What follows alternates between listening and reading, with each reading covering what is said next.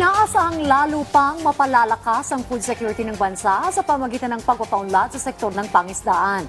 Bahagi ng hakbang na ito ang modernization ng mga pangisdang infrastruktura, kabilang ang bagong ayos na fish port sa Saul, Pangasinan na personal ng inspeksyon ni Pangulong Ferdinand R. Marcos Jr. Yan ang ulat ni Carlo Candelaria. Bumiyahe sa Pangasinan si Pangulong Ferdinand R. Marcos Jr. ngayong araw para inspeksyonin ang Sual Fishport sa Barangay Poblasyon sa bayan ng Sual.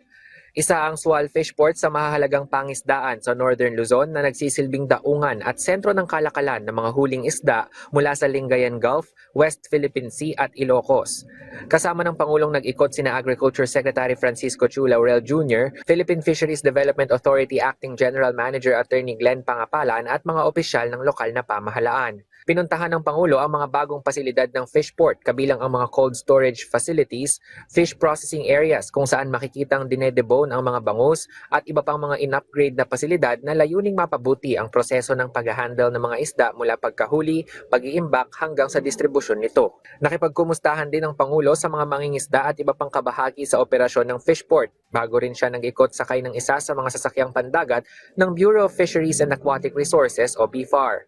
Ayon sa Department of Agriculture, makatutulong ang modernisasyon ng Sual Fishport sa pagbawas ng post-harvest losses o pagkalugi, pagpapanatili ng kalidad ng mga huling isda, at pagpapalakas ng cold chain system para mas mabilis na makarating ang mga isda sa mga pamilihan sa iba't ibang bahagi ng Northern Luzon.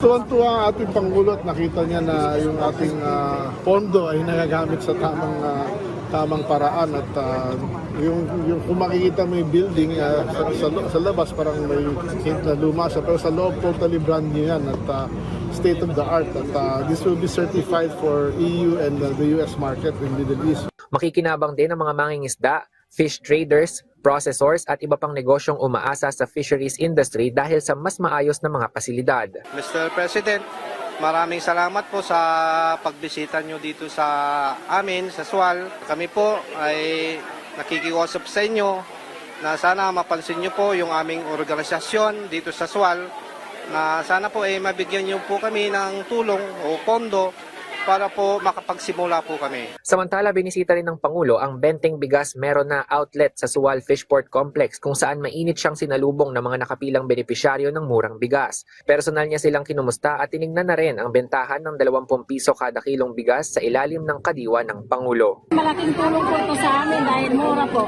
Maraming salamat po Pangulong Marcos sa binigay mong biyaya sa amin dito sa Sual. Sa pagbisita dito ng Pangulo, muling pinagtibay ng kanyang administrasyon ang suporta sa fisheries sector kasabay ng pagtiyak ng seguridad sa pagkain sa bansa. Mula rito sa Sual Fishport Complex sa Pangasinan, Carlo Candelaria para sa Bayan.